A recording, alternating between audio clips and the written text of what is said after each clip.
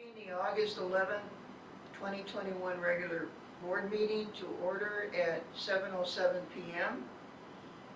The August 11th, 2021 regular meeting of the Lisle Library District Board will be a hybrid meeting of an in-person and remote participation by trustees in accordance with Governor Pritzker's state of emergency declaration and compatible with Executive Order 2021-14. An in-person meeting of the Lisle Library District Board of Trustees is not practical or prudent due to the substantial COVID-19 risk to our community as cited by the DuPage County Health Department on July 28, 2021. Chris, please call the roll. Marjorie Bartelli. Here. Karen Larson. Here. Jenny Norton. Here. Liz Sullivan. Here. Emily Swistak. Here. Lorna Turner. Here. Sarah Wynn. Here. Thank you. Agenda item number 2 is an opportunity for visitors to speak. Seeing none, do we have any email? No email and no online. Okay, thank you. Item number 3 is the presidential appointment of standing committees. I appoint Vice President Emily Swistak as committee chair of the Personnel and Policy Committee with trustees Norton and Wynn as members. I appoint Secretary Larson as committee chair of the Physical Plant Committee with trustee Swistak as a member. I appoint trustee Turner as chair of the Finance Committee with trustees Norton and Sullivan as members. And lastly, a new ad hoc committee will be formed. Because the renovation is now advancing into the design development phase, I'm appointing trustee Sullivan as chair of the Advocacy and Outreach Committee with trustees Turner and Wynn as members. This committee will work with the director on promotional efforts regarding the renovation. The board president shall be ex officio voting member of all committees, and the library director and assistant director shall be ex officio non-voting members of all committees. Agenda item number 4 acknowledges that President Bartelli and Treasurer Norton reviewed the July billings in August, and Secretary Larson and Trustee Sullivan will review the August billings in September. Agenda item number 5 is a consent agenda. Is there a trustee who wishes to pull something from the consent agenda? If not, may I have a motion and a second to approve the consent agenda? I have a question. I actually reviewed the bills last month, and when I was reading this, I thought maybe there was some mix-up.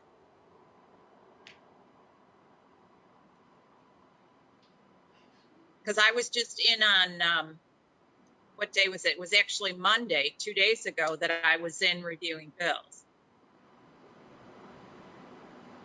So noted. I think a possibility is that 2 of our trustees haven't been trained yet. That's right. We need you in the rotation, Liz, because we have 2 new trustees that need to be trained. Okay. Is that all right? Fine. Okay. Thank you for catching that. No further discussion? May I have a motion and a second to approve the consent agenda? This is Vice President Swistak. I move to approve the consent agenda. I'll second.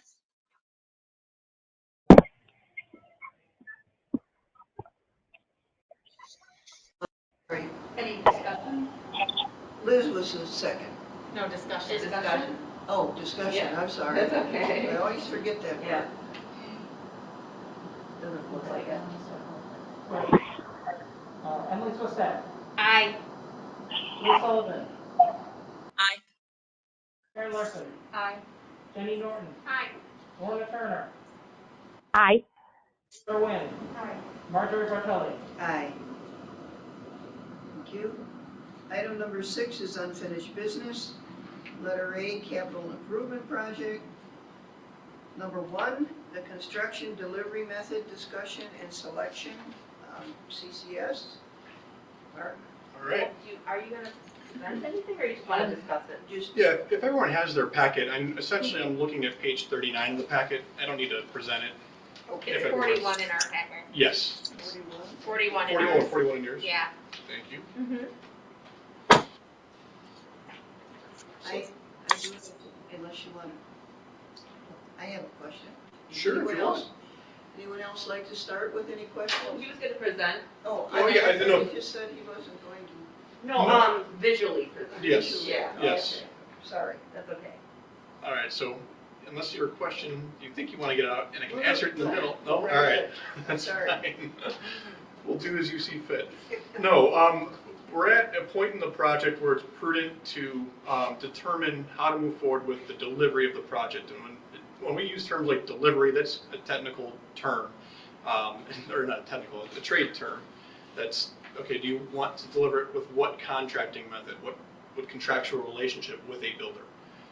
And the two most popular, for numerous reasons, with library projects such as yours, are using a general contractor and using a construction manager.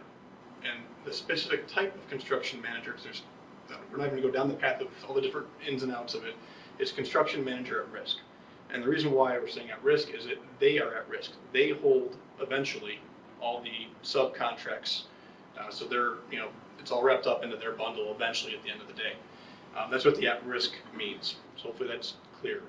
But I think we wanted to go through, I'm just going to go through the list. I'll verbally explain some things. If there's a question, feel free to interrupt and ask the question then. I have no problem with that to make it efficient for you guys.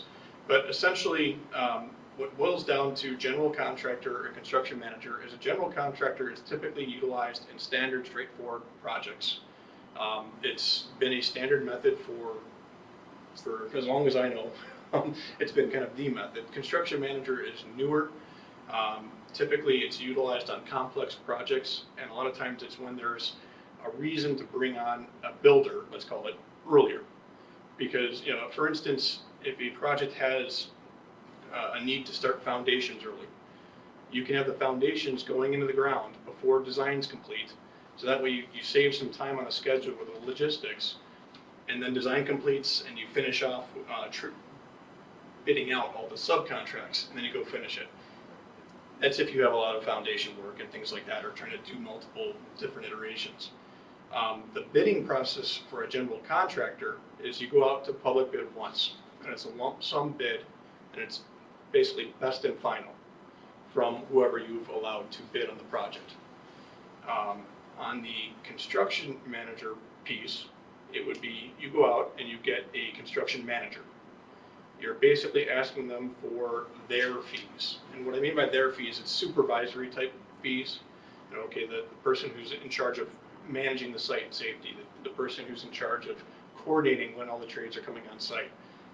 And then individually, you will go out and bid each one of the, let's call it plumber, electrician, carpenters, whatever it might be. There might be 10 to 20, if not more, sometimes little packages that are put out there. Each one of those is individually public bid, and each one of those the board would have to actually approve separately in a meeting. So there's, when are they procured is one of the big differences that I already hit on. Is a GC is procured after the design drawings are completed. Right? To get all in lump sum fee done straightforward, you need to have your drawings all done. So that's why it's at the 100% CD mark that you do that. The construction manager, you could do that during the design phase if there's a need to do so. Like I said, with foundations is a typical one, or if a site needs to be built out before a building does, that's something that you would do. You don't always have that situation. Now, what? Hang on, does everybody understand the You're gonna differences? talk louder. Remember to take your mask off. Mask. It is a very fundamental difference. So before we go too much further, I think it's important that everybody understands the difference. So if anybody's got any questions, fire ahead, Marjorie. I do.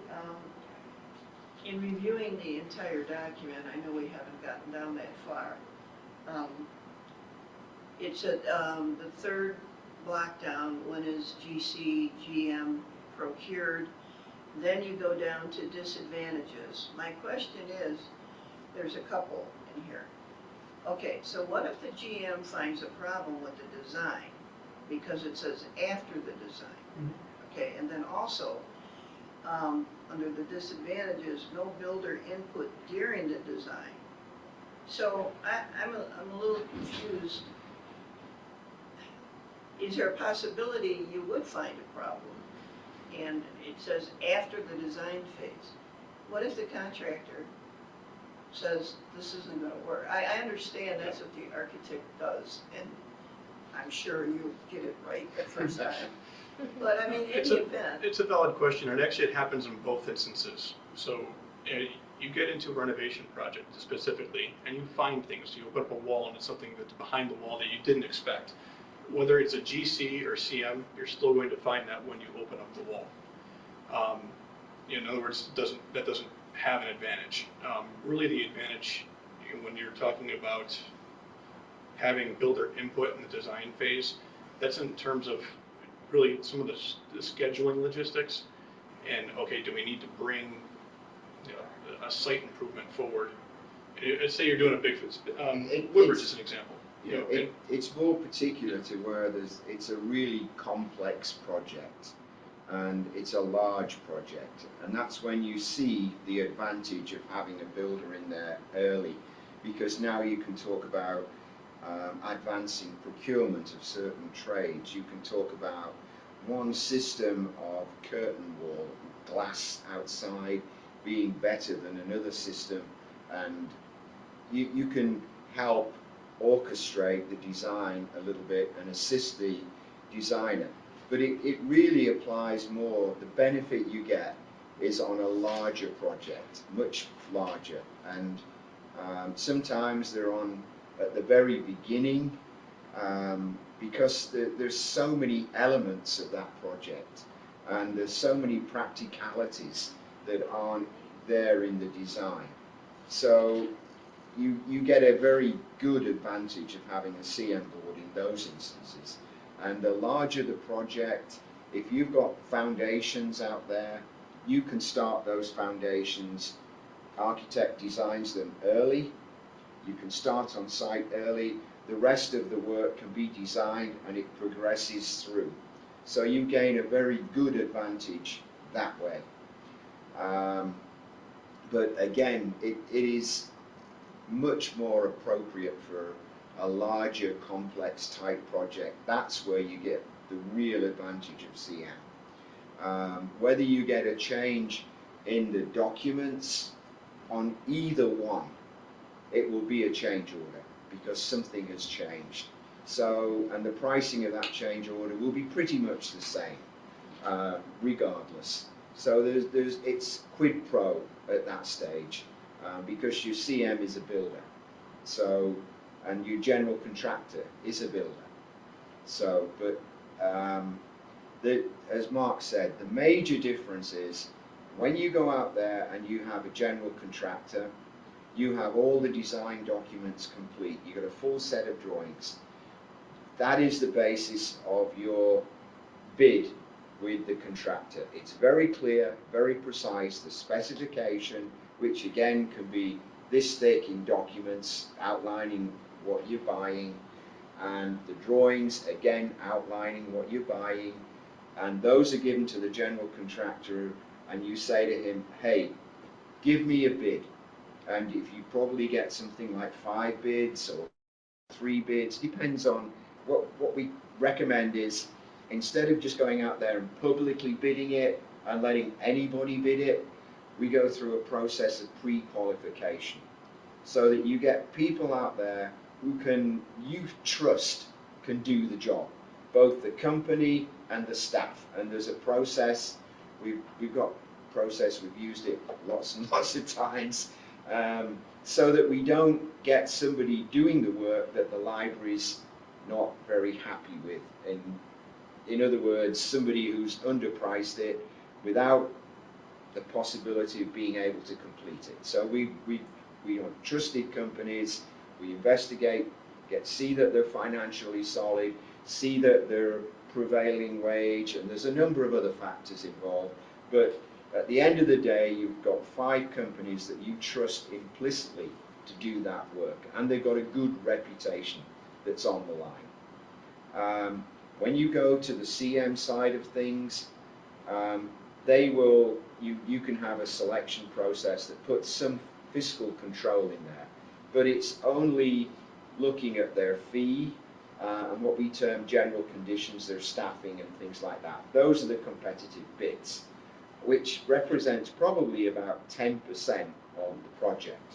The other 90% is all the trades, and I'm using round numbers.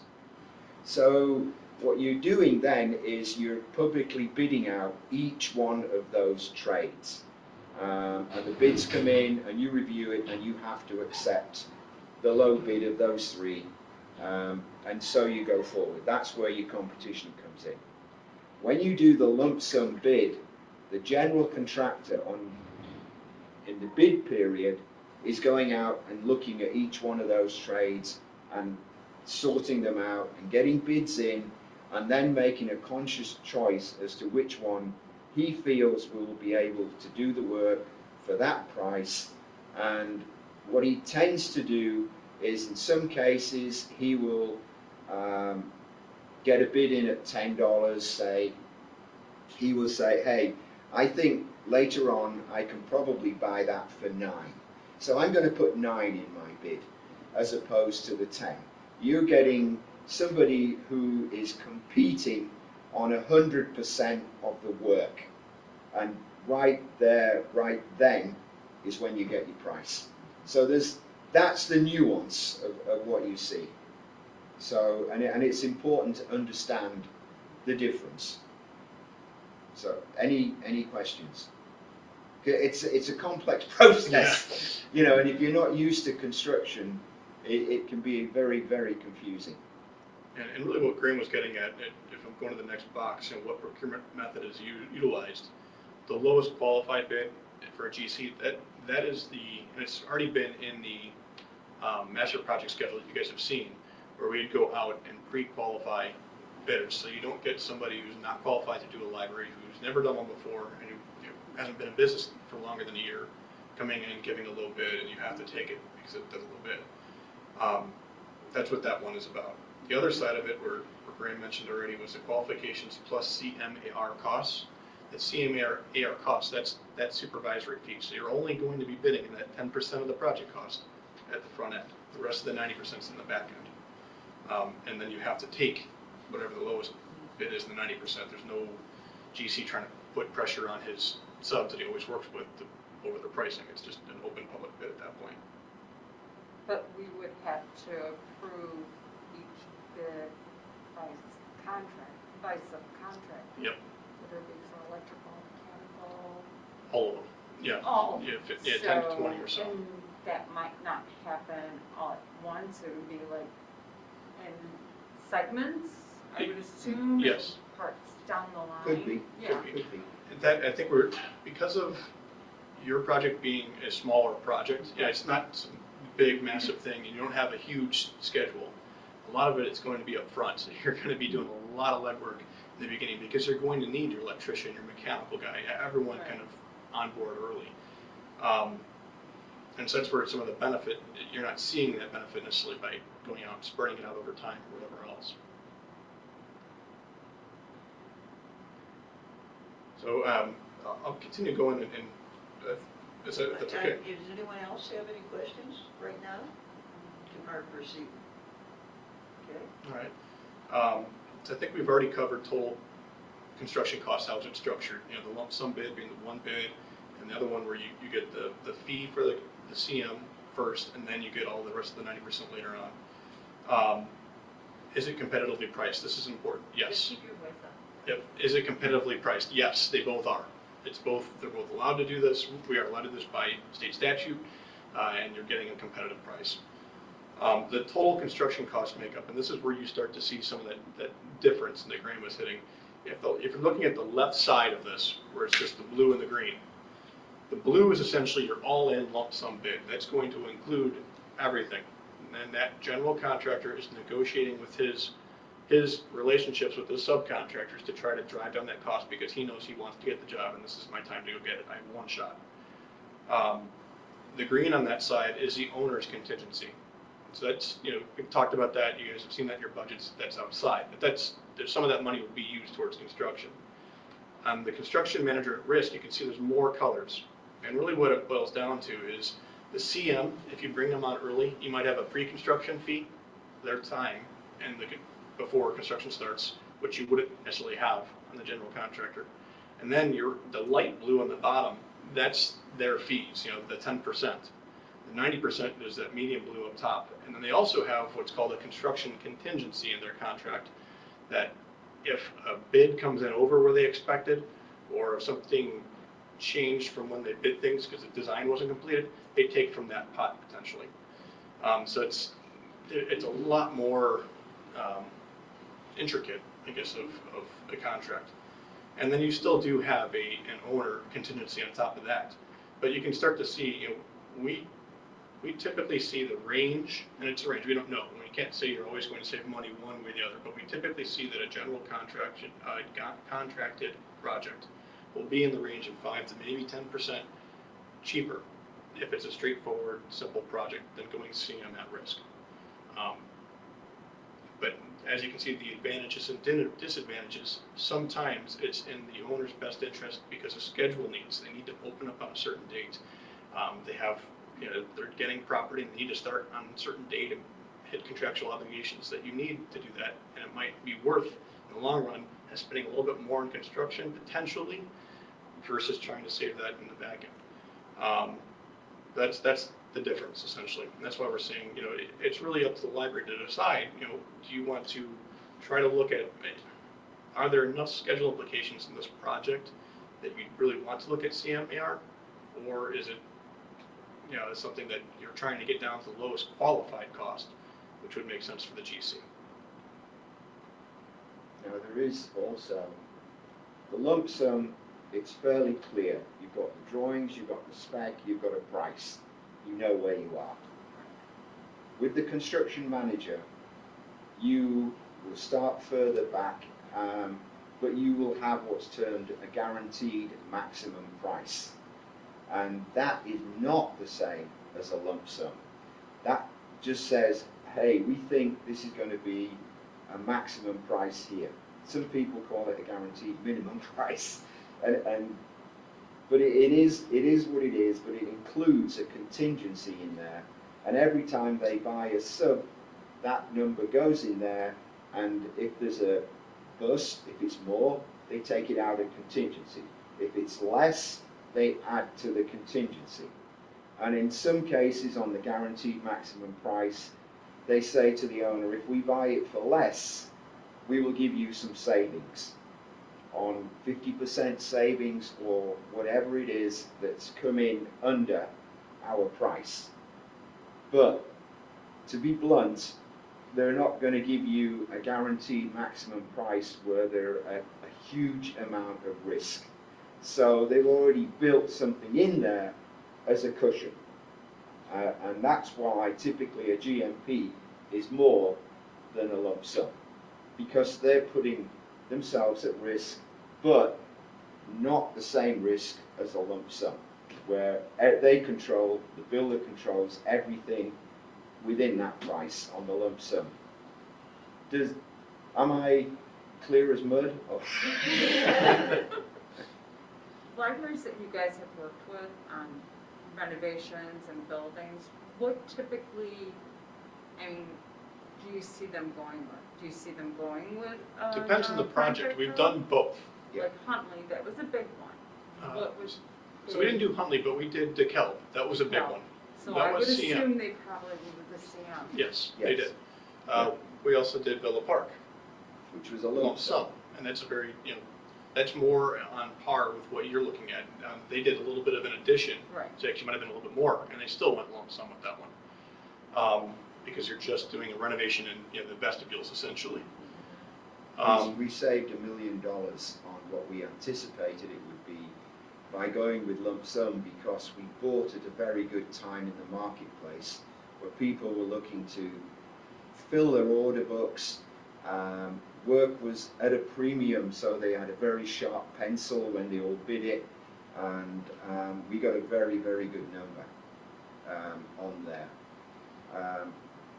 So on DeKalb, we were again under budget, but when we wrote the contract, the contractor or the CM wanted 50% savings. So in other words, if I save money, you get $1, I get $1. And I changed that. So we got everything coming back. But then he argues I've lost the incentive to save money. And then I argue that it's a public situation anyway, so why should you? Right. So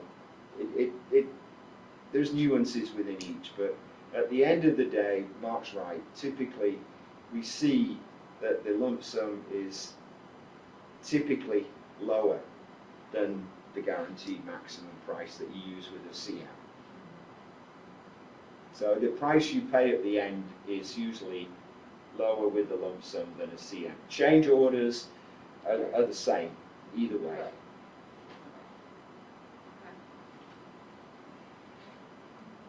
Right. If I could just say, I was just thinking of the size, like you said, of the project. I think it's U of I who's redoing their library, and they have to use the construction manager. And I think somewhere around it was like, it's a good idea to use a construction manager if it's like 25 million and above. Like if it's a big project, like that's when you use it. So just I don't know, just because I haven't been here for a long time, but it seems like, yeah, I mean, what you were saying, you have the qualified people, you go through your tests and how they have to qualify with you, which I think is great because you already have that foundation and a relationship with them. So, yeah, no, I was just making a comment that the qualification process, you're not selecting who will do the work. What you're doing is you're selecting who you trust could do the work and give them the opportunity to bid it. Yes. And we'd be really upfront with that too. We'd release a package that says, have you done libraries? And we'd get it back and say, how many? And a whole bunch of details of them. So you'd be able to see, okay, this is why contractor A did qualify and contractor B did not qualify. And it's very transparent. So that's the other thing too. And none of it is, you have to be very open. It's a public job. And any of this is auditable. So you have to have an auditable trail all the way through. Can we talk a little bit about that and how the bidding process will happen, how you write it, how the board's involved in it? So the pre-qualification would happen in either instance with GC or CM. It's really important with the GC because you're getting a one-time lump sum bid. What we would do typically over the next, after today, say you decided to go with one way or the other, we'd come to the next board meeting basically with the draft pre-qualification letter. You put an advertisement into the paper for 3 straight days. It's basically an invitation to submit your qualifications. There's a standard, industry standard form for a contractor to fill out called the AIA 305. We use the one from 1986, but that's because it hadn't been updated until 2020, and the 2020 update was way too cumbersome. So we're still using that same one. And then we also slip in our own, we've developed over time, and we work with staff and administration to figure out what else is important that's not in that standard form. In other words, is there a threshold? Do we want to ask, have they done any library project? And that means someone who's done like a $100,000 bathroom renovation. That's not the same thing. So we'd say, okay, no, it's not that. It's a library project over X amount of dollars in the past 10 years, and phased or renovation. That's that sort of thing.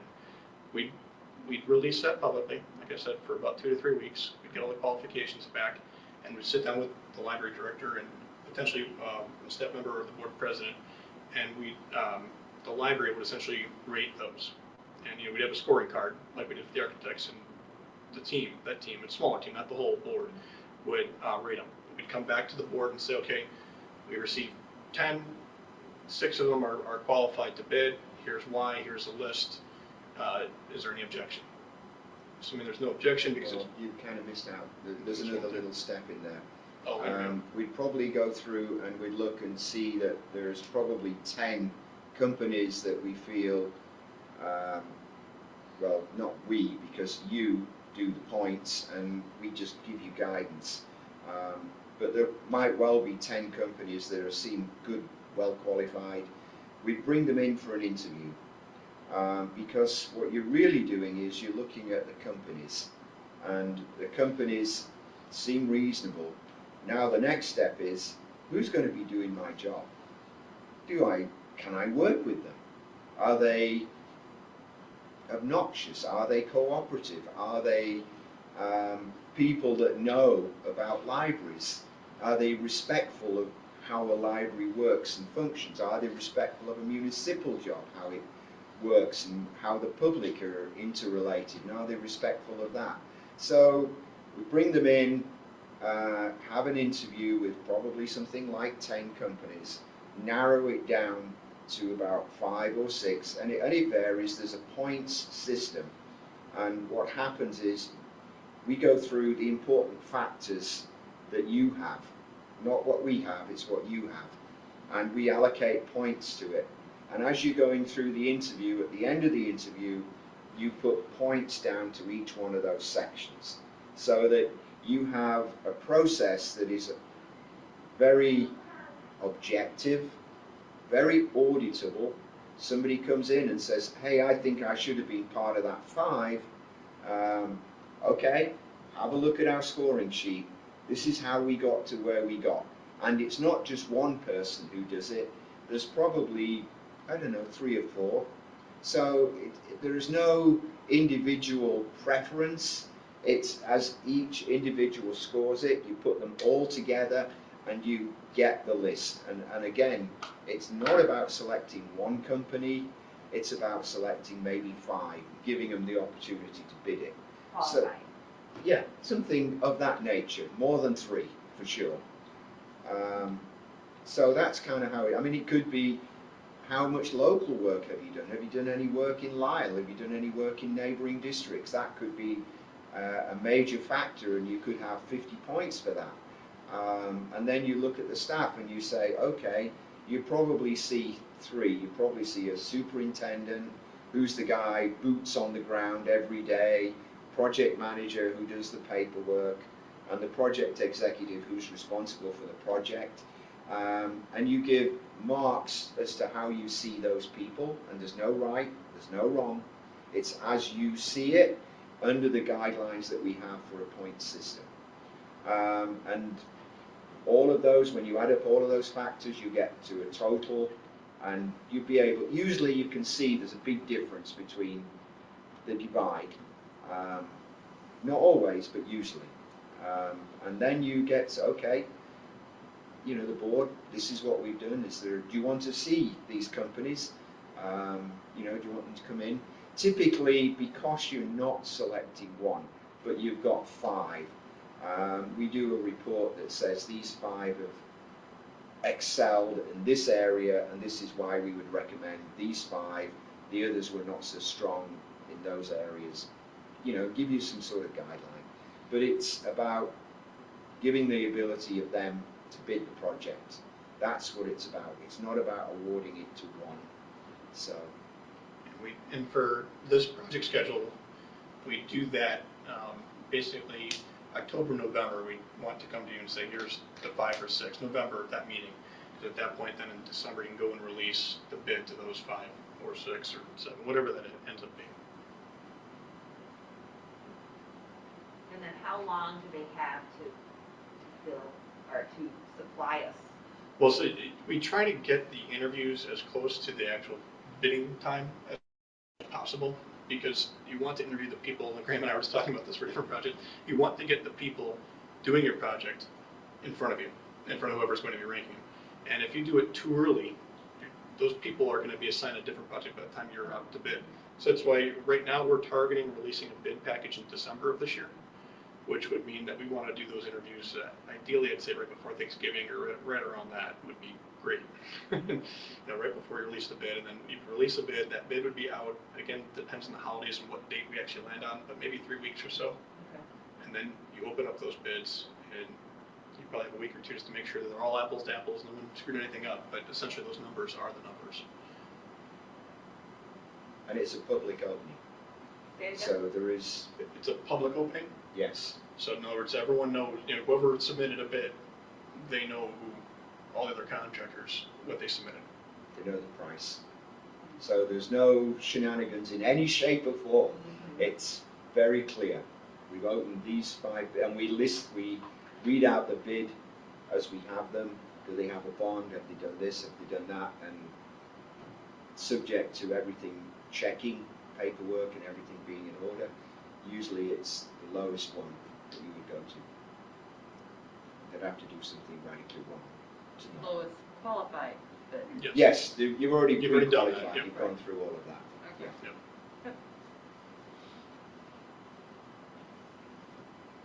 Any trustees have any questions?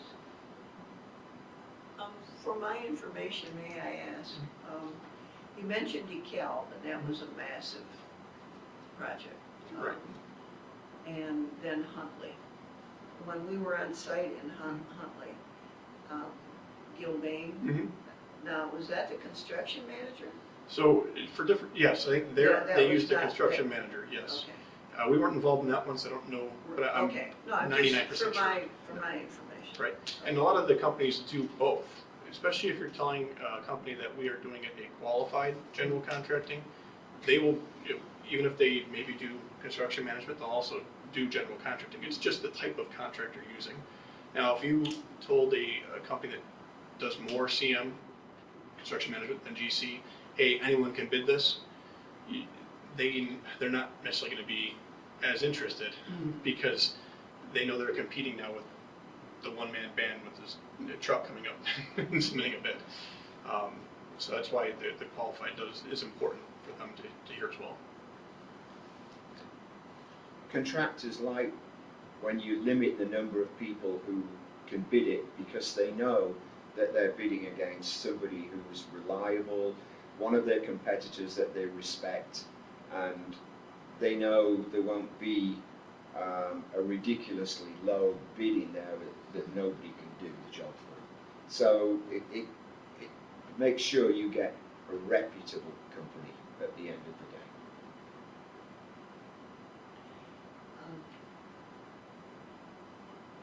May I ask the trustees how they're leaning? I mean, can we go around the table and ask, we'll start with Emily? Okay. Personally, based on the discussion that we've had this evening and some of Karen's questions, and the way they're answered, I feel like general contractor would be the best for us to do moving forward. Karen? General contractor. Based on the size and the scope of the project, it's not like we're adding, a whole nother wing. We're doing upgrades and interior things to the building. I just want to ask Liz and Lorna, did you hear Karen okay? Probably not. Yeah, I got the gist of what you were saying. Okay. Trustee Norton? Same, general contractor, very strong leaning, given the relative simplicity of our project and the, therefore, relative simplicity of the process and hopeful cost savings along with it. Okay. Trustee Wynn? Yeah, I would say general contractor, especially with the scope and also the transparency. I mean, this whole project has been transparent with the community, and this just kind of adds and hopefully can alleviate some anxieties with the community. Thank you. Trustee Sullivan? General contractor for all the reasons that have been stated. Turner? I would have to agree. Working with a general contractor is going to be a lot better. You'll have better overall oversight of what's going on, and it's a lot less work having a general contractor do it. And I also agree with all of my fellow trustees with the general contractor. Any further discussion, questions? If I didn't say it already, I just want to say I appreciate that the options are presented to us, but I'm glad that it's clear if we agree and move forward. All right, I think we're ready.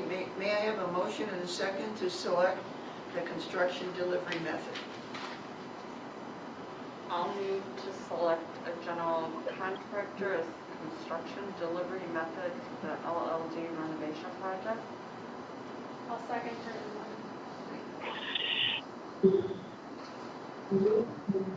Karen Larson, Aye. Jenny Norton, Aye. Liz Sullivan, Aye. Emily Swistak, Aye. Lorna Turner, Aye. Sarah Wynn, Aye. Marjorie Bartelli. Aye. Exciting. Yeah. Very exciting. Yeah, we can get started on that pre-qualification package then, right? I will, yes. We're opening next week. Ready to move the books, Tanya? After today, I'm not so sure. No. All right, subset number 2, open house and special board meeting dates. Yes, so because this meeting is a week earlier, and talking with the architects, it made sense to try to not rush everything for today. Just given that they just got the approval last month to proceed to the next step, so we wanted to set an open house as well as a special meeting to go through what the open house, what was observed and discussed at the open house. So our suggestion in talking with the architects was doing a public open house on 8/30, so that's the last day of the month, second to last day of the month? That's The a 30th. Monday. Yep, it's a Monday, which is different than the last time we did one. It's a different day of the week, which is good. Still at 7 p.m., which seems like that way families can work and get there. And then follow that up right away with a special board meeting on the 1st, which would be the Wednesday after that.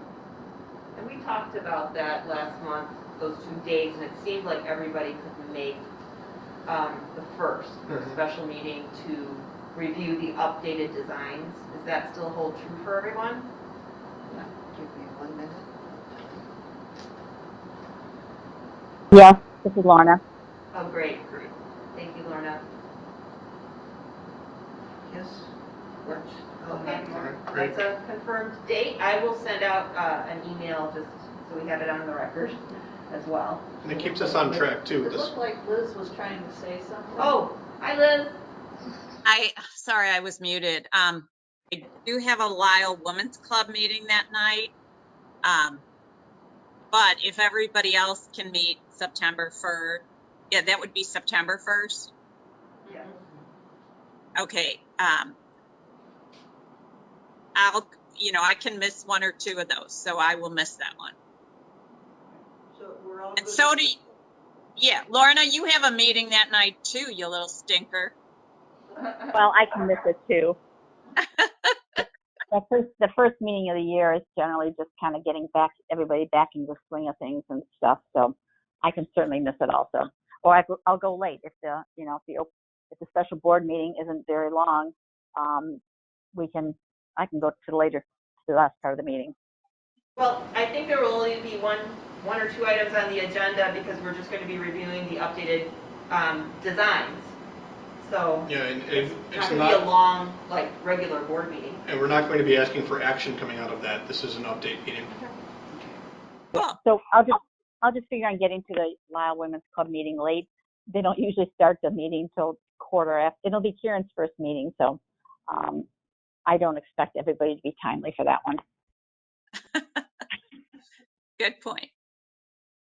Would this be the appropriate time to talk about having our 3rd open house on a weekend? That was suggested by several residents at the first open house. We don't have to decide now, but just so we keep that in mind. Well, hearing that, I think we did start discussing the schedule with the architects about when the 3rd one would be. So Okay. I'll go back to them and ask them what their availability would be around that timing. Okay. So for a weekend. And also then we can discuss it later, but which 2 trustees will attend the August 30th? Yeah, we can Okay. work that out. Just checking. Great. Wonderful. Right. Thank you. That's Thank you. what we needed. That's great. Okay. Is that I'm just trying to, do we have anything further for Mark and Graham the rest of the evening? No. Okay. Unless you had any questions. We'll move into committee reports unless, okay.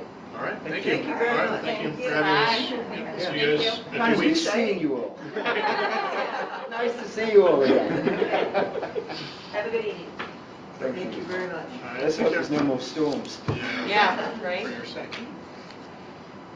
Graham, I just wanted to thank you for how you explained it, because a lot of times that people usually don't explain it as well as you have, so thank you so much. Thank you, thank you. I've been doing it a long time. And I used to be a CM. Yeah, that's why, you know, he knows the ins and outs of everything with that, so there's a lot of leaning on that history. Yeah. All right, I'll push your binder. Oh, no, thank you. All right, I'm just logging out. Good night. We'll get out of the way. You guys keep going. Okay. What'd you All do? right, agenda item number 7, committee reports. Finance, is there any report? Just that I think that with the new chair assignments, this is my last opportunity to speak as chair for at least the next year of the finance committee. And I want to say what a pleasure it's been the past 2 years, and how really pleased I am with what we've done as a group, and also how pleased I am to be turning it over to, no pun intended, Trustee Turner, and excited for what opportunity that will give to the committee as a whole, and glad that I will continue to support it as a member, and to lend my support as well to policy and personnel going forward too. So it's just overall really grateful for that. And we have no new updates since the last meeting on finance to report, since we are kind of in a lull with the needs currently. And I will, of course, work with Trustee Turner to get her up to speed on what we've done as needed, and happy to look forward to future meetings, not as chair. Thank you. May I ask? We'll talk about, May I ask Lorna about a finance committee meeting? we can talk about that when we talk about the beginning. About what? The- Okay, all right, fine. Trustee Turner, I don't imagine you have a finance committee report. You've only been on the job. No, I'd be flying by the seat of my pants if I did come up with one, so I do not. Okay, thank you. Personnel. Nothing right now. I'm looking forward to working with the new committee members, and we probably should have a meeting sometime soon, so I will be in touch with the director about scheduling one of those.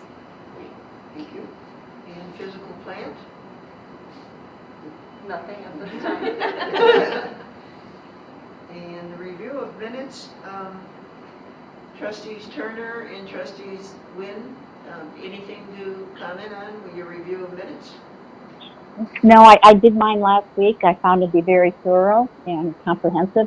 I must be a slow reader because I had several employees of the library come in and check on me as I was going through them. But they were very informative and very comprehensive, and I really had no comments to add to them. Thank you. Yeah, I did, on August 5th, I did mine really thorough. I learned a lot. Can you speak up, Liz? Can you speak up a little louder? Yeah, no, I learned a lot, reviewing the minutes and just seeing kind of how everything is starting to flow and how things go, which was really great to me. I was kind of taking my time. But I actually enjoyed it because it was a really good learning experience. It is. Thank you. We'll move on to agenda item number 8, staff reports. A, director's report. Okay, I'm going to begin with today's excitement. This morning at approximately 10 a.m., the library experienced a total power outage. After the outage occurred, staff waited around to see if it was temporary. It was not, and then staff escorted patrons out of the building, checked the restrooms, that kind of thing. We go through our procedures, our emergency procedures. Then I directed staff to wait a little bit longer just in case it was a temporary glitch to see if it would come back on. We've had those before. However, it did not. So I had staff exit the building, and in preparation for the closure, because we closed the building, staff posted notifications on all our social media platforms, on the library's website, and I communicated with the board president about the closing per policy first, and then I communicated with the board president throughout the closure, just keeping her updated.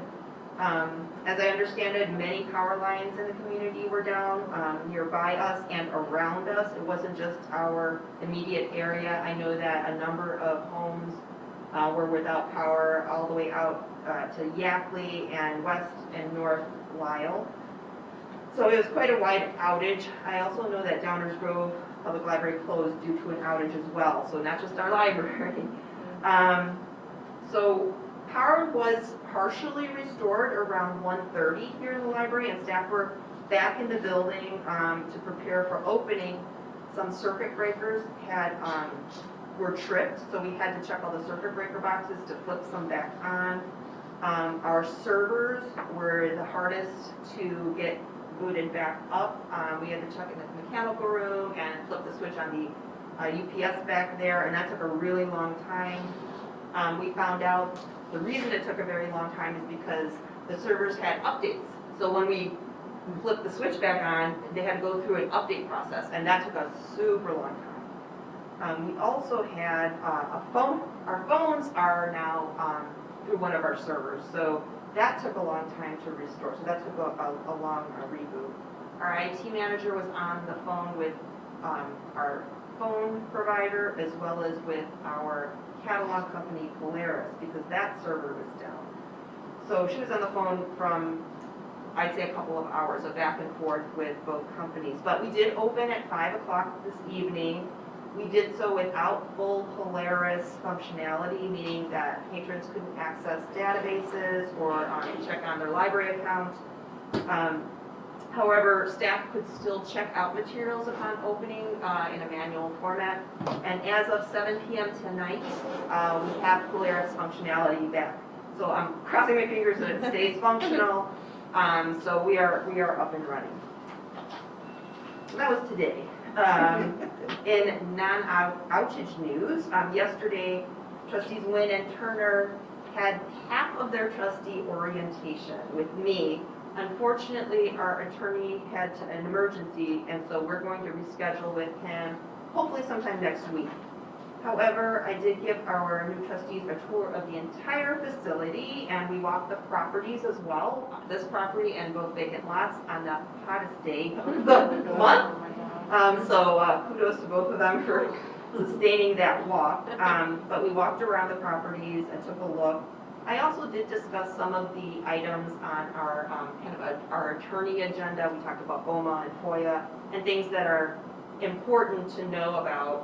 I wanted just, if they didn't know, I wanted them to know those things before attending their second meeting. But the attorney will go over those things in greater detail very soon with them. Moving on to facility operations.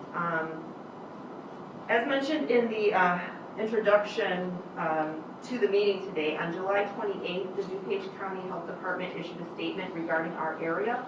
They stated that DuPage County was experiencing a substantial COVID-19 community transmission risk, and they specifically mentioned libraries and government entities in their statement. The statement itself is in my director's report if you'd like to read it. We've been following CDC, IDPH, and the DuPage County guidelines throughout the pandemic, and we're going to continue to do so and require that people wear masks within the building at this time. Just going to re-mention that we have complimentary masks and PPE for anyone entering the building who come unprepared. And we've reintroduced this requirement so that we can stay open for the public, making that very clear to people who come into the building. This is why we're doing it. And we've had compliant patrons for the most part. We've had some people not too happy, but we have staff who are trained to de-escalate and also talk through those situations with patrons. The operational guidelines have been updated on our website, and we've also posted that we have new requirements on social media. I know that the Park District, the school districts, and Lisle Township have all reinstated mask wearing. and other libraries in our area are doing the same thing, as well as a number of retail stores around us. And we do know that residents have taken proper steps to get here, and we know that they're eager to get back in reserving the meeting rooms. That's where we're sitting now. So we're looking to open up at least one side of the meeting room for small group public use sometime this month. We haven't announced it. I know I mentioned this last month, but we've run into we've jumped some hoops until now, and so hopefully in the next week or so we'll reinstitute that. We will post that on social media. We'll contact the groups that regularly meet here and let them know. We're also going to continue curbside service to accommodate those who are still uncomfortable coming into the building, as well as to accommodate those who don't want to comply with our new requirements.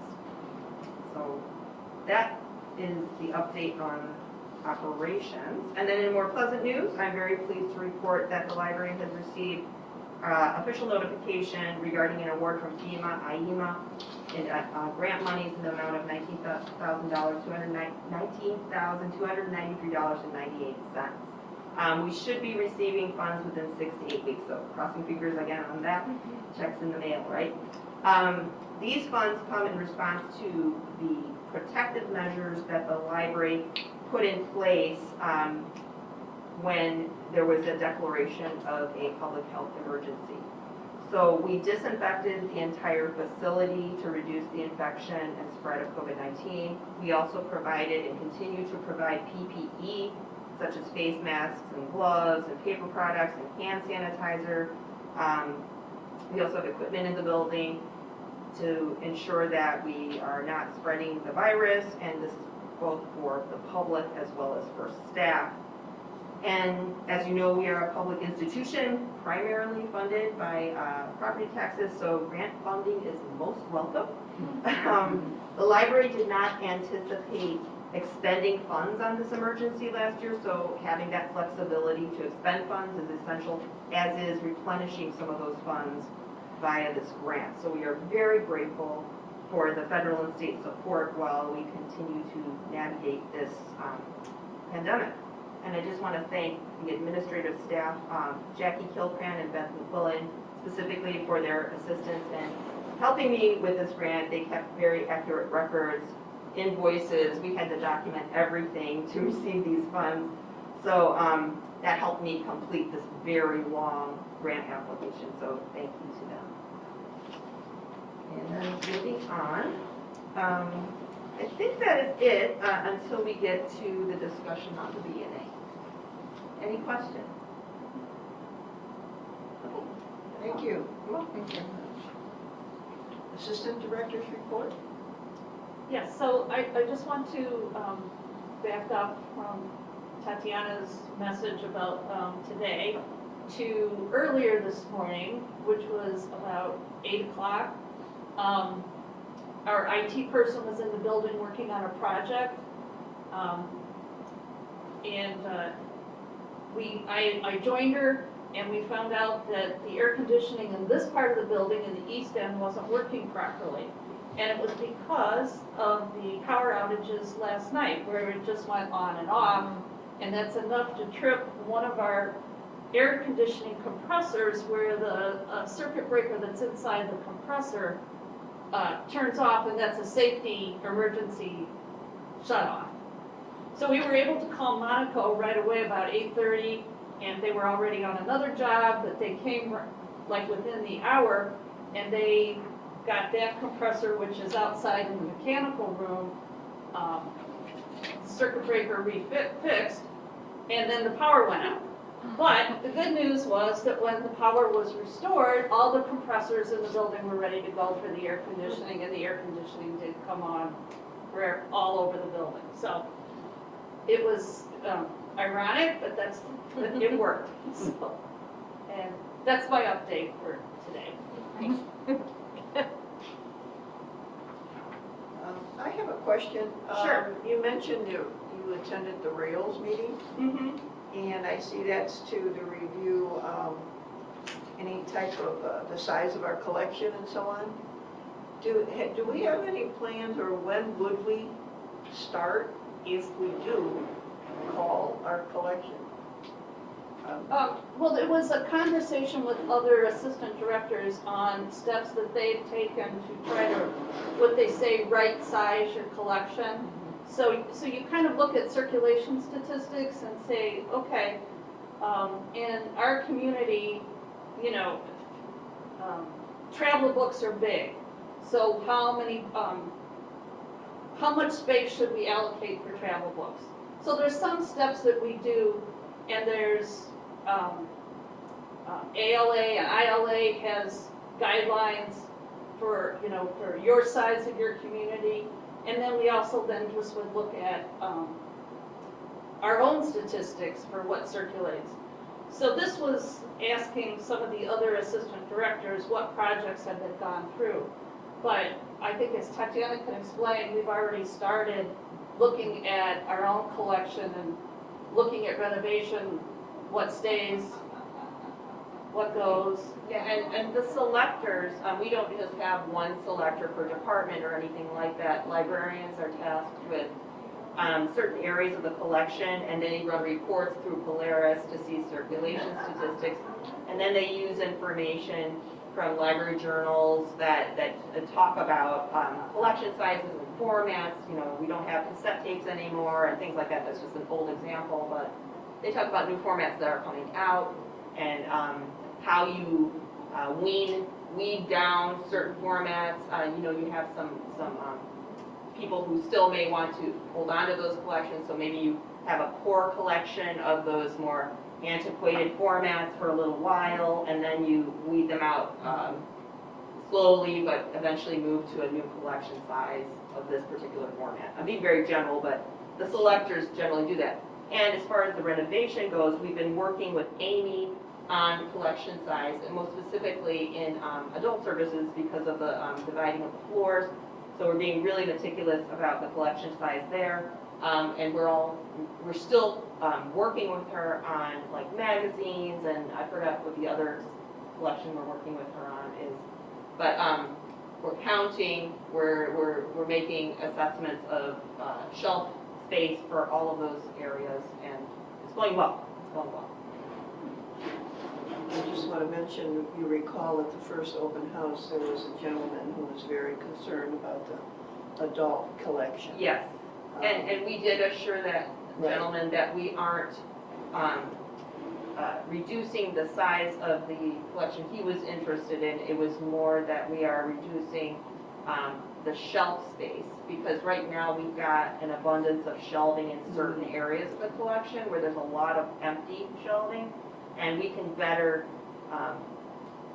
arrange our shelving to fit the space, yet not reduce the collection. And one more question, Beth. Sure. You mentioned the power outages last night, the periodic kind of chirping the switches. For a piece of equipment that large, is there anything like a surge protector to prevent that? Like you have your home computer on one. Actually, this is the surge protector that's inside the compressor. That's what the breaker does. Okay. Actually, we're going to replace it with a new one, and that might actually help it not trip. But that's something that we're going to be talking with more as we get further on in the renovation. Okay, great. Any other questions, trustees? Thank you very much. Agenda item 9 is new business. We have resolution 21-05, Lisle Library District Board members. May I have a motion to adopt in a second, and then the director can provide an explanation. I move to adopt resolution 21-05, Lisle Library District Board members. A resolution of true and correct list of current LLD board members. I'll second. And per our attorney, we, instead of amending the old ordinance, we just create a new one with our two new trustees. Wonderful.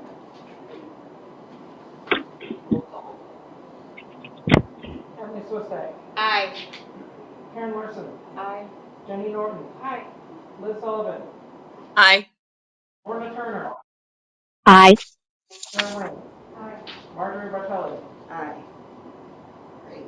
Item 9B, approve the tentative budget and appropriation ordinance. May I have a motion to approve in a second, and the director will provide an explanation. I, Treasurer Norton, move to approve the tentative budget and appropriation ordinance. Second. Discussion? Okay, I can Sure. give a overview here of the tentative B&A. So the budget and appropriation ordinance, or more commonly known as the B&A, is an ordinance that Illinois taxing districts must adopt in order to spend the funding the library receives. So the library presents a tentative B&A for board approval in August, and then the board will see a final draft of the B&A for approval in September. On the chart that's been provided, the budget column indicates the board approved expenditure categories from the working budget, and the appropriation column designates the district's authorization to expend funds for any necessary obligations that extend beyond budgeted categories. So for example, under Illinois, the per capita grant, under restricted, we received our per capita grant notice in between drafting the working budget and the appropriation. So for the appropriation column, we updated that to reflect the larger monetary amount. Other allowances for unanticipated expenses are built into certain line items to allow for that flexibility. It's important to stress that the appropriation category is not there to document the intention to spend these amounts. It's there to allow for unanticipated expenses, very similar to PPE expenses in certain lines. You allow for that flexibility. Sickage staff have reviewed this B&A document, and they also have reviewed the transfer of funds to special reserve for our project. They also provided the footnotes on the document here, and our attorney also reviewed the document. And both Sickage and the attorney will review the final draft for official approval in September. So this ordinance itself is in the same kind of accounting formatted chart as we've presented from year to year. I know that Beth has worked with Sickage on verifying the numbers in this kind of accounting format, but they would like us to review another format that might be more clean, might be a little bit more explanatory for the public. And what I'd like to do is present a new format via the Finance Committee sometime before the September board meeting to go over the details, the line items.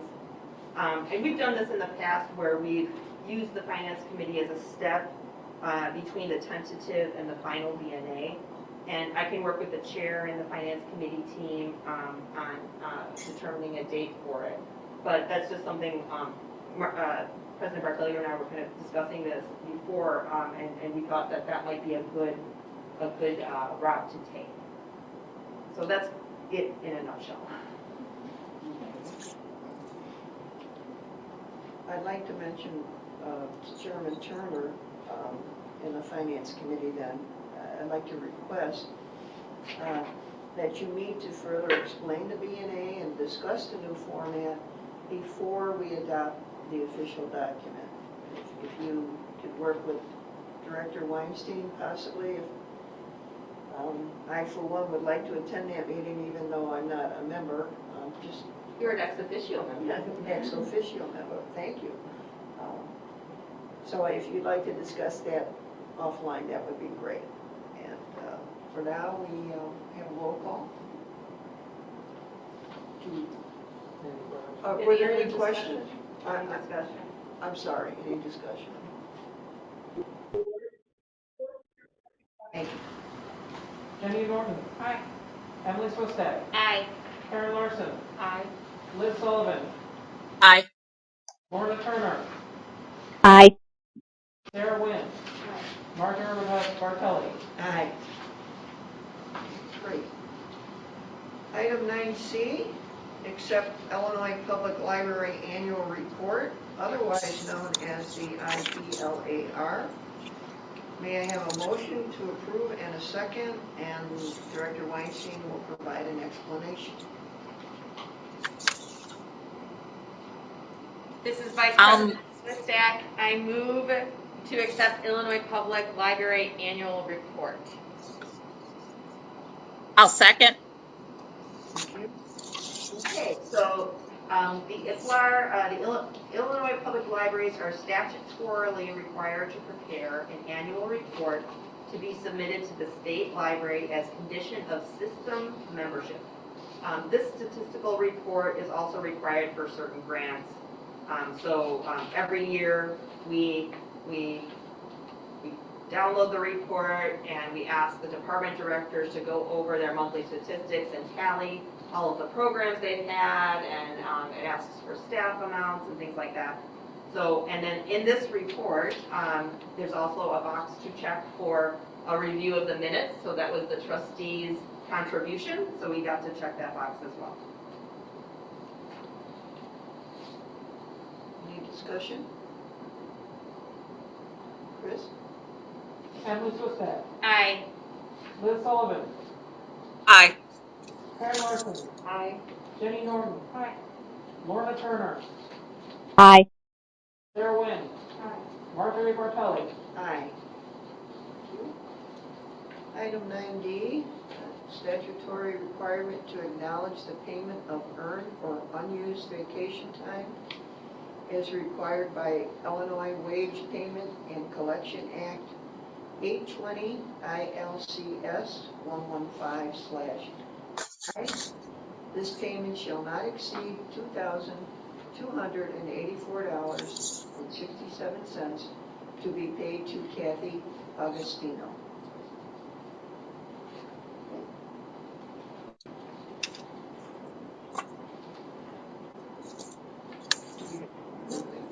That's good, okay, checking. Item 9E and F shall be handled in executive session. After executive session, the board will announce outcomes of the discussion. May I have a motion and a second to go into executive session? I, Treasurer Norton, move to go into executive session per 5 ILCS 120/2C21. Discussion of minutes of meetings lawfully closed under this act, whether for purposes of approval by the body of the minutes or semi-annual review of the minutes as mandated by section 2.06. Second. Thank you, Emily. Any discussion? Roll call, please. Jenny Norton. Aye. Emily Swistak. Aye. Karen Larson. Aye. Liz Sullivan. Aye. Lorna Turner. Aye. Sarah Wynn. Aye. Marjorie Bartelli. Aye. Okay, folks. So you're going to log out of where you are at now, and then you will log into the executive session separately, and just keep this link available because we will use the same link to come back into open session. Thank you.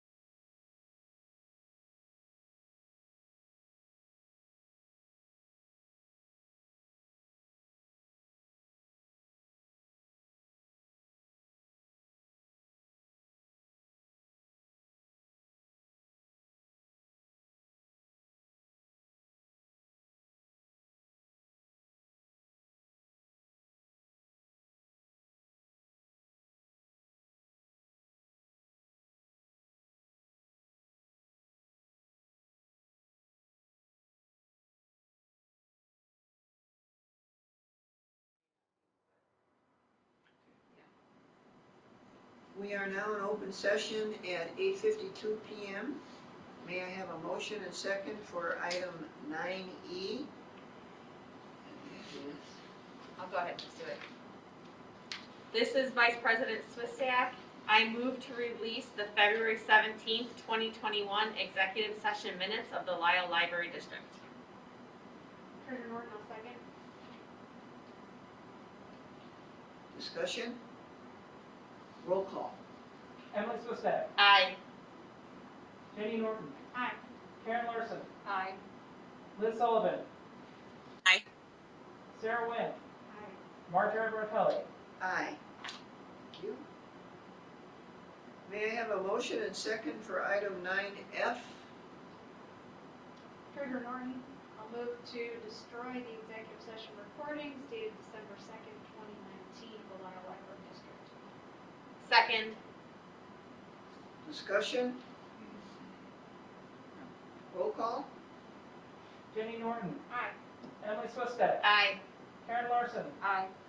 Liz Sullivan. Aye. Sarah Wynn. Aye. Marjorie Bartelli. Aye. Thank you. Agenda item number 11, opportunity for trustee comments. Trustee Larson, would you like to go first? Sure. Okay. You did it to me last month. Okay, wait, I wanted to go backwards. That's fine. Okay. Perfectly fine. All right. I just felt so bad seeing all the emails flying back and forth today about the library and all the issues with the power and I mean, it's just craziness. But I'm looking forward to coming to the thing on Saturday, and it's not going to be like scorching hot. Summer read wrap-up party. Yeah. Yeah. It'll be fun. That it? Yes, ma'am. Thank you. We'll go to trustee Norton. Thank you. I'll mention you first. I want to commend you and Director Weinstein for the committee assignments. I really appreciate the work that was clearly In and 5 was minutes, put into the that. library will close and It really computers will be reflects, shut down.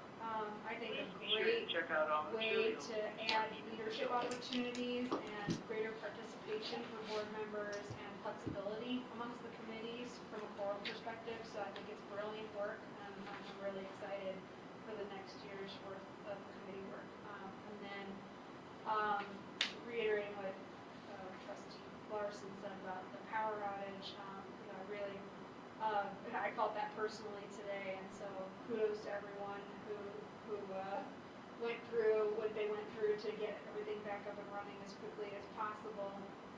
And we know some of what you went through, but I just want to say whatever it is that it takes for you to get things going, we do greatly appreciate. And then as far as the renewed masking requirements, I just want to say, as a patron, I was here and I witnessed one of those tough situations that you sort of indicated can happen, that your staff is trained to deal with that, and I thought they handled the situation extremely well. I think the library has been a leader in terms of following and making policy that is with safety in mind first and inclusivity as close to first as can be. And it was a tough situation, and I think the staff de-escalated that situation as much as could be, and it's got to be tough. It was tough for me to watch, but that is the unfortunate situation that we're in. There are no easy answers. There are no easy everybody's happy policies here, and so but you guys are leaders, and I'm proud to be part of a board that supports the leaders of the director and staff and everyone that's trying to satisfy as many patrons as possible, trying to include as many patrons as possible, and make this accessible to them but safe at the same time. And that is a very thin line to walk, and I appreciate everything that you do. I appreciate that comment very much. I know the staff does too. Thank you. Oh wait, and one more thing. Thank you to Mr. John for calling this morning's, due to the weather, for calling the outdoor story time when he did. because that allowed me to get home before tree branches fell on me and my child. So I definitely had a near miss today, and Mr. John was right to call that when he did. Good timing. Yes. Trustee Sullivan? Thank you for all the effort that goes into anytime we have a power outage. And I know especially you, Beth, take the brunt of that. So thank you very much. And I wonder if we should ever look at the cost of an uninterruptible power supply, which I know is a little bit different than a generator. And I know it's big bucks, but at some point, you know, we might want to consider that, you know, just food for thought. And then secondly, I could really use some training on Robert's Rules of Order. And I don't know how the other trustees feel about, you know, needing training on that. But if there's enough people, and you know, I know in the budget we do have some money put aside for training, and if that's something anybody else would be interested in, you know, maybe we could use our training budget for that. That's it. Thank you. Trustee Swisnick? I'm going to echo some of what some of the other trustees have said. Just thank you to staff for handling the power outage and all that went with it. Today, you know, you get some excitement that things were back on, but then no, not everything was working. And we had a discussion at my dinner table tonight about what that would look like checking out books the manual way, and would it be the pitching thing, or what would it have been? How were they doing it? So there was some speculation. So anyway, I'm just glad that it was able to open again and be functioning. Family's looking forward to the summer read wrap-up party on Saturday. My sons have all completed their summer read already, but they were told last week that the more you log, the more chances you have of winning some grand prize or something. So they even though they had finished reading all the requirements, they kept logging more things. Oh wait, I'm gonna log the rest of the stuff that I've been reading. So they're excited about that. My family also was at I don't remember when it was now, but an outdoor family program where we came and we painted little canvases. It was a lot of fun. It was outside, and we all got to do our own thing, and so that was a lot of fun, and we all enjoyed it. I think it was a Friday night we came and did that, and it was kind of a fun way to spend our night together. So I was glad that the library provided that. And it's fun that it was outside, so that we didn't have to worry about, you know, the increased risk of COVID. And then also, I'm really continuing to look forward to our renovation project. I think, you know, the decision we made tonight really pushes us forward, and I'm just really excited to see how this continues to go. And I'm glad to be on this team with everyone as we're doing this. So thank you. Thank you. I don't think we have Trustee Turner on the phone, do we? I don't see I her. don't think so. Trustee Wynn? I really just want to echo a lot of what has already been said. So thank you for everybody, staff, and you guys as the director, and how you proceeded to complete today and go through the process. And you made it seem seamless, especially with the social media and just keeping everybody updated, which was awesome for me. And I just really want to thank you guys for the opportunities that you're setting for me personally, but also to help the community and help the library. I'm so looking forward to doing a lot more and being involved with this board. It's an honor to me. And my family and we can't wait till Saturday either. So we'll be there at the wrap-up party. But it's just a pleasure being here with you guys and also being a part of the library. Thank you. I guess I'll go. I'd like to reiterate what all of you have said, and also again say congratulations on receiving the grant, the FEMA and IEMA grant. And also take this opportunity to just get the opinions of the trustees on Trustee Sullivan's suggestion about Robert's rules. We think we might have a general consensus that that's something we would want to do again. We did do a brief overview, I believe Director Weinstein shared that with Trustee Sullivan and We did 17, 18? Yeah, we had an attorney come in from another firm that provided a presentation on parliamentary procedure, trustee roles. It was really informative, but we can do something a la that meeting, or I've always wanted to have a full parliamentary procedure session with I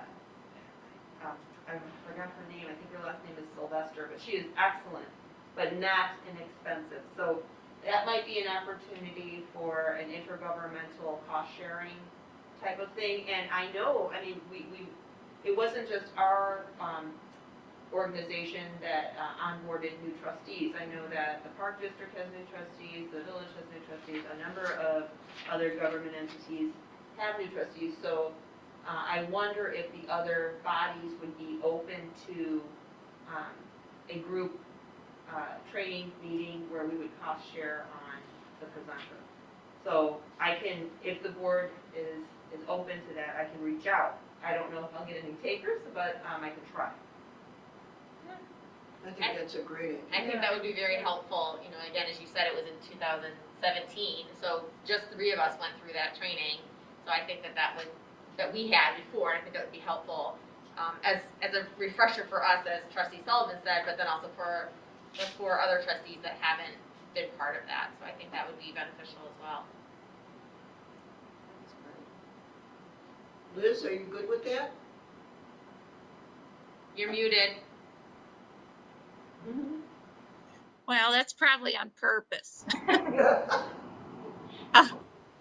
I think that would be great. And if we can't get anybody from Village of Lisle or any other Lisle entities, maybe there's other libraries, you know, who would want to cost share with us. I think that's a great idea. Okay. Perfect. All righty then. The last item on the agenda is to adjourn. May I have a motion and a second? I move to adjourn. So there, Emily.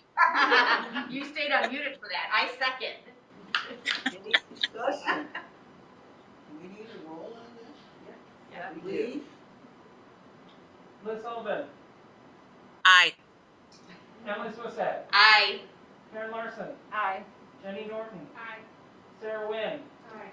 Marjorie Bartelli. Aye. We are adjourned at 9:05 p.m. Okay. Good night. Thank you. Aye. Bye. Good night.